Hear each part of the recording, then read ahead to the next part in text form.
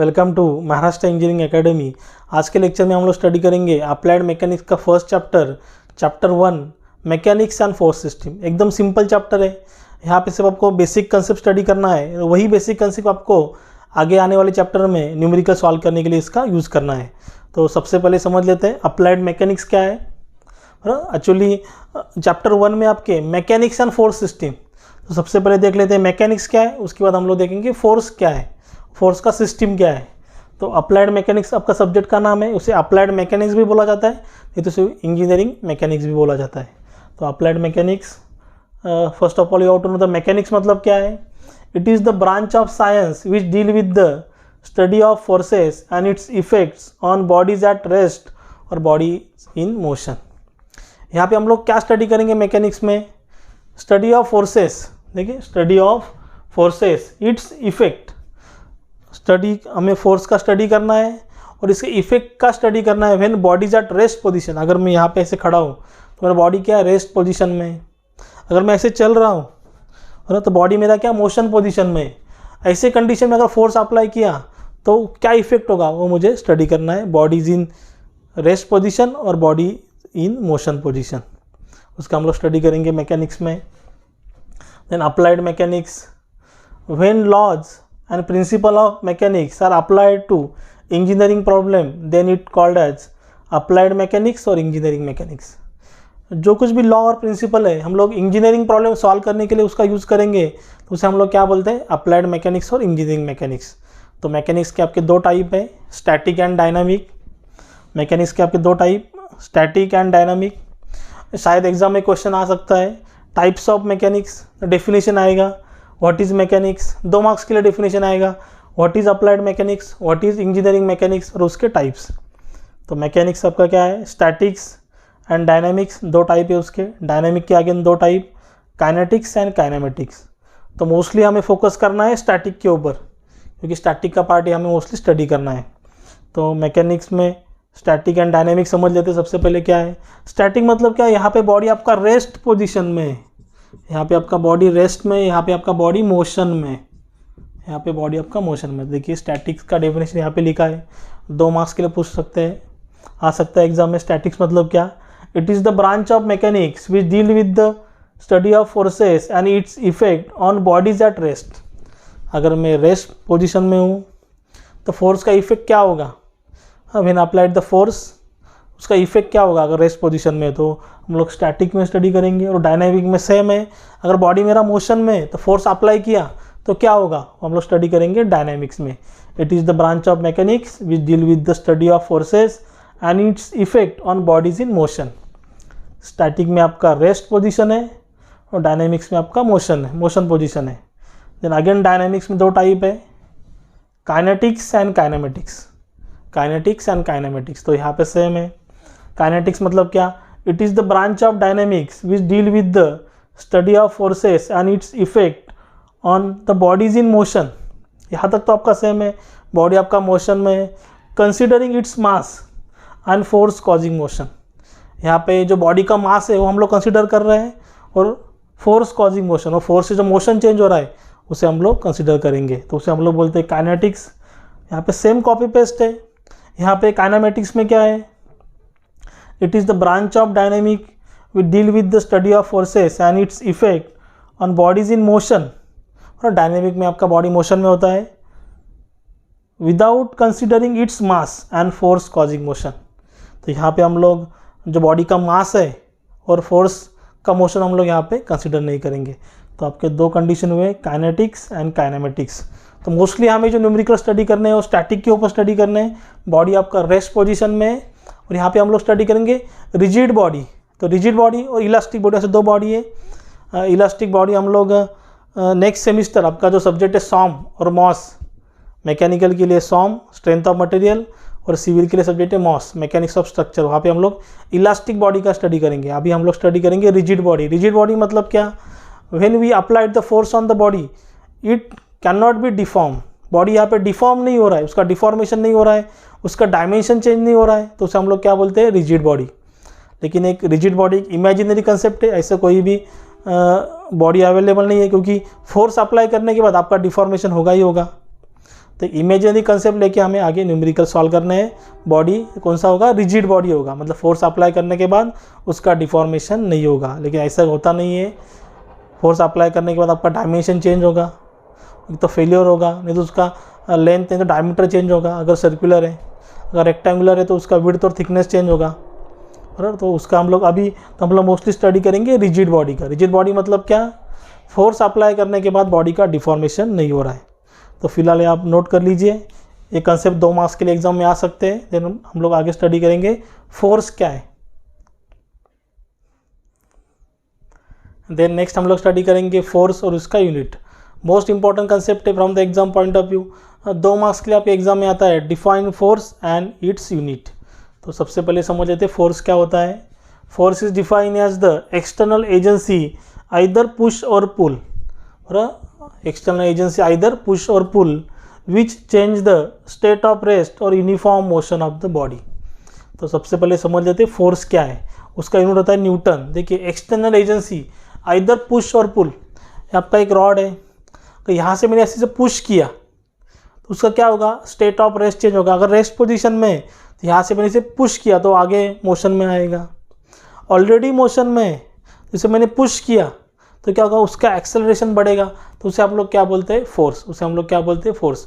Push नहीं तो पुल, push किया नहीं तो पुल किया, ऐसे पुल किया तो क्या होगा, उसका स्टेट ऑफ रेस्ट उसका चेंज होगा, नहीं तो उसका मोशन एक्सेलरेट होगा, तो उसे हम लोग क्या बोलते हैं, फोर्स। उसका यूनिट है न्यूटन। एग्जाम में पूछते हैं 2 मार्क्स के लिए। देन यूनिट न्यूटन फोर्स, अभी आपका एग्जाम में आता है 2 मार्क्स के लिए। यूनिट न्यूटन फोर्स, देखिए यहाँ पे एक मास है, सरफेस के ऊपर रखा है, मास को एक सरफेस के ऊपर रखा है। मास कितना है, ये बॉक्स का 1 kg है। यहाँ से मैं फोर्स अप्लाई कर रहा हूँ, उसे पुश कर रहा हूँ, उसे क्या कर रहा हूँ, पुश कर रहा हूँ। फोर्स कितना है, 1 न्यूटन। तो कितना एक्सेलरेट होगा, 1 मीटर पर सेकंड स्क्वायर। उसे हम लोग बोलते हैं unit newton of force. Force which when act on the body of mass 1 kg produce an acceleration 1 metre per second square. 1 metre per second square मतलब क्या, फोर्स अप्लाई करने के बाद 1 kg मास के ऊपर 1 न्यूटन फोर्स अप्लाई करने के बाद कितना एक्सेलरेशन मिलेगा, 1 मीटर पर सेकंड स्क्वायर। उसे हम लोग क्या बोलते हैं, 1 न्यूटन फोर्स। तो ध्यान में रखिए, 1 न्यूटन मतलब क्या, 1 न्यूटन हम लोग इसे ऐसे भी लिख सकते हैं, 1 newton is equal to 1 kg into 1 metre per second square. 1 newton is equal to क्या, 1 kg into 1 metre per second square. Then graphical representation of the force. यहाँ पे बहुत सारे न्यूमेरिकल हमें ग्राफिकल वे सॉल्व करने हैं, मतलब फोर्स के न्यूमेरिकल हमें जो अपना ट्रेडिशनल मेथड है उससे तो सॉल्व करने हैं, लेकिन ग्राफिकल वे भी सॉल्व करने हैं। तो उसका एक रिप्रेजेंटेशन का मेथड है, वो मेथड हम लोग यहाँ पे फॉलो करेंगे। Force can be represented graphically by drawing a straight line parallel to the line of action. कैसे रिप्रेजेंट करते हैं, represented by graphically drawing a straight line. देखिए यहाँ पे एक फोर्स आपका ड्रॉ किया है मैंने, O2 है आपका फोर्स है, उसका वैल्यू कितना है, 100 न्यूटन है, उसका वैल्यू कितना है, 100 न्यूटन। उसे हम लोग क्या बोलते हैं, लाइन ऑफ एक्शन बोलते हैं, उसे हम लोग क्या बोलते हैं, line of action. Represented graphically by drawing a straight line. तो यहाँ पे आपका फोर्स 100 न्यूटन है, O2A को हम लोग क्या बोलेंगे, लाइन ऑफ एक्शन। तो उसे हमने ग्राफिकली रिप्रेजेंट करना है। तो ग्राफिकली कैसे रिप्रेजेंट करेंगे, देखिए यहाँ पे मैंने स्केल सिलेक्ट किया है, 1 centimetre is equal to 10 newton. कितना सिलेक्ट किया है, 1 centimetre is equal to 10 newton. तो 100 न्यूटन को मुझे ड्रॉ करना है। तो जो सेम आपका जो लाइन ऑफ एक्शन है OA, उसको same exact parallel line draw करना है। देखिए एग्जैक्ट पैरेलल लाइन ड्रॉ करना है, तो आपका स्केल क्या है, 1 centimetre is equal to 10 newton. तो देखिए 10 सेंटीमीटर आपका कितना होगा, 10 centimetre is equal to 100 newton, बराबर। Length of OA into scale, length of OA आपका कितना है, 10 सेंटीमीटर, स्केल आपका कितना है, 1 सेंटीमीटर इज इक्वल टू 10, मतलब कितना आएगा, 100 न्यूटन। यहाँ पे मैं स्केल चेंज भी कर सकता हूँ। और यहाँ पे मैंने 1 centimetre is equal to 20 newton किया, तो यहाँ पे कितना आएगा, 5 सेंटीमीटर आएगा। इसके हम लोग नंबर ऑफ न्यूमेरिकल सॉल्व करेंगे तो आपका आइडिया क्लियर हो जाएगा। और ये ग्राफिकल रिप्रेजेंटेशन है, O2A, तो यहाँ पे मैंने स्मॉल लेटर में दिखा है O2 small a। Then Bow's notation, ये नोटेशन आपको यूज़ करना है प्रॉब्लम सॉल्व करते टाइम। एक आपका ग्राफिकल मेथड है, उसे हम लोग कैसे रिप्रेजेंट करते हैं। देखिए यहाँ पे आपका फोर्स का वैल्यू दिखा है, कितना है फोर्स का वैल्यू 100 न्यूटन। कहाँ पे जा रहा है, टूवर्ड ईस्ट जा रहा है, ईस्ट साइड जा रहा है, और ये आपका ईस्ट है, ये आपका वेस्ट है। कहाँ पे जा रहा है, ईस्ट साइड जा रहा है, ये आपका डायरेक्शन है ईस्ट साइड। फोर्स का वैल्यू कितना है, 100 न्यूटन। तो ऐसे भी देंगे, O2A देंगे, नहीं तो ऐसे भी दे सकते हैं O2A। O2A कोई भी अल्फ़ाबेट यूज़ करेंगे, A से लेके Z तक कोई भी अल्फ़ाबेट यहाँ पे हम लोग यूज़ कर सकते हैं। तो यहाँ पे उन्होंने दिया है O2A, उसे ग्राफिकली रिप्रेजेंट करना है। तो क्या है, जो आपका लाइन ऑफ एक्शन है उसको एग्जैक्टली पैरेलल लाइन ड्रॉ करना है। तो यहाँ पे मैंने स्केल कितना यूज़ किया है, 1 centimetre is equal to 20 newton. तो 100 न्यूटन को रिप्रेजेंट करना है तो कितना होगा, 5 सेंटीमीटर, बराबर। ये आपका लेंथ कितना है, 5 सेंटीमीटर। और लेंथ ऑफ OA कितना है, 5 सेंटीमीटर, इंटू स्केल आपने कितना लिया है, 20 इंटू 5 कितना होगा आपका, 100 न्यूटन। ऐसे हम लोग इसे रिप्रेजेंट करते हैं। अगर समझो हमने यहाँ पे स्केल लिया होता 1 centimetre is equal to 50 newton, और 1 centimetre is equal to 50 newton. यहाँ पे आपका कितना आता है, 2 सेंटीमीटर, कितना आता, 2 सेंटीमीटर। और length of OA 2, then scale कितना, 50 इंटू 200, ऐसे उसे हम लोग रिप्रेजेंट करते हैं। Then most important part, graphical representation और नोटेशन आपको एग्जाम में नहीं आएगा, लेकिन कैरेक्टरिस्टिक्स ऑफ फोर्स 100% एग्जाम में आता है क्वेश्चन, 2 मार्क्स के लिए। कैरेक्टरिस्टिक ऑफ फोर्स क्या होता है, फर्स्ट है आपका मैग्नीट्यूड। मैग्नीट्यूड मतलब क्या, quantity of force. Quantity of force मतलब उसका वैल्यू कितना है। देखिए यहाँ पे फोर्स का वैल्यू कितना, 100 न्यूटन। 100 न्यूटन हो सकता है, 100 किलो न्यूटन हो सकता है, टन हो सकता है, मेगा न्यूटन हो सकता है, जो कुछ भी रहेगा। मैग्नीट्यूड मतलब क्या, आपका फर्स्ट कैरेक्टरिस्टिक्स है मैग्नीट्यूड, मतलब क्वांटिटी ऑफ फोर्स, उसका वैल्यू कितना है, 10 Newton, 100 kilo Newton, mega Newton, जो कुछ भी रहेगा वो। देन डायरेक्शन क्या है उसका, the direction of the line of along which the force act. The direction of the line along which the force act, उसे हम लोग क्या बोलते हैं, line of action of force भी बोलते हैं। मतलब कौन से डायरेक्शन में जा रहा है। तो यहाँ पे देखिए एग्जांपल दिखाया मैंने, यहाँ पे किधर जा रहा है, राइट साइड आपका जा रहा है, ईस्ट साइड आपका जा रहा है, उसे हम लोग क्या बोलते हैं, line of action. Then point of application, the point at which the force act on the body. जिस भी बॉडी पर आपका फोर्स एक्ट हो रहा है उसे हम लोग क्या बोलते हैं, पॉइंट ऑफ एप्लीकेशन। जहाँ पे भी आपका फोर्स एक्ट हो रहा है उसे हम लोग क्या बोलते हैं, पॉइंट ऑफ एप्लीकेशन।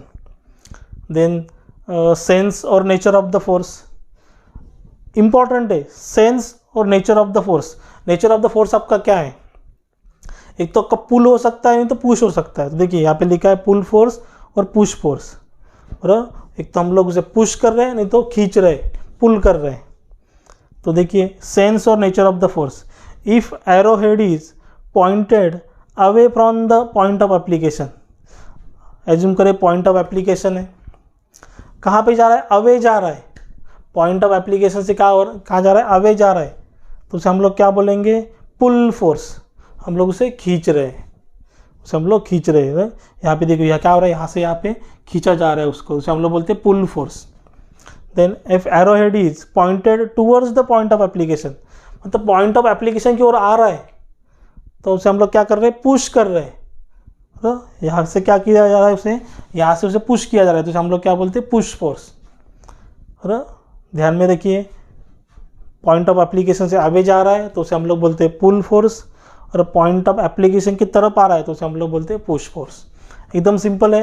एक कैरेक्टरिस्टिक के नाम आपको आते हैं एग्जाम में, write down the characteristics of force, magnitude, direction, point of application और sense or nature of the force. तो ये आप नोट कर लीजिए। देन नेक्स्ट हम लोग सिस्टम ऑफ फोर्स का स्टडी करेंगे।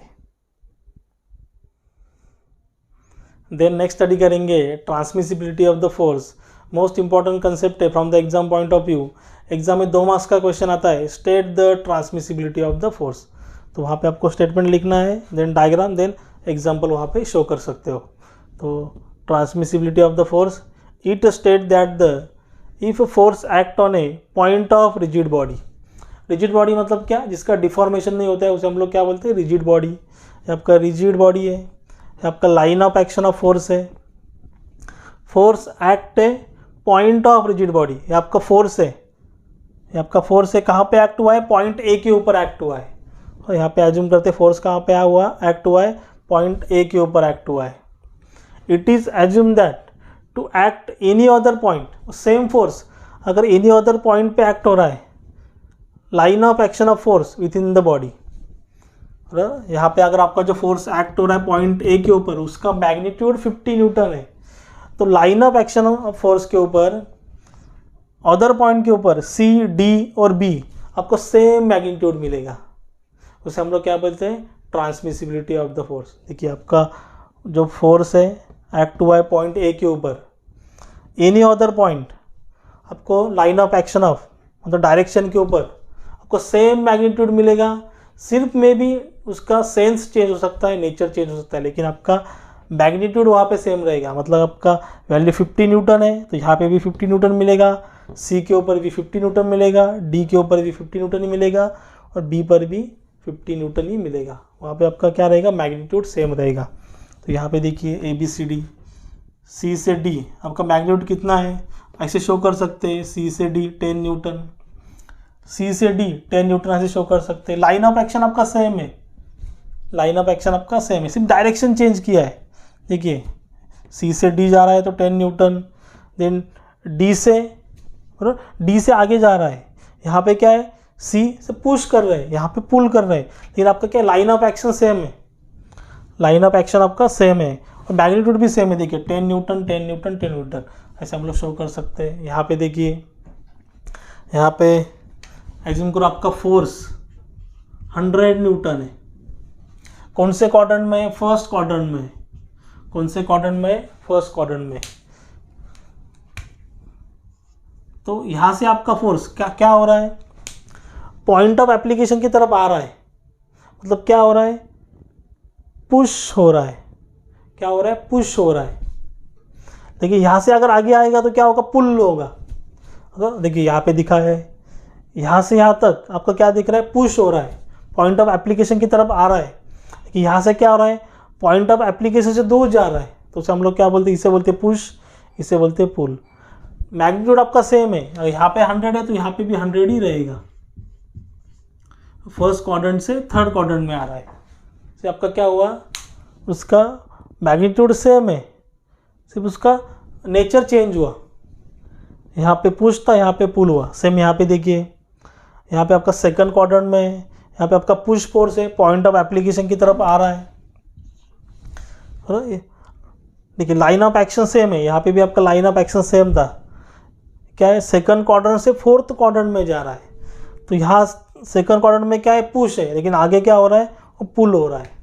तो उसे हम लोग क्या बोलते हैं, ट्रांसमिसिबिलिटी ऑफ द फोर्स।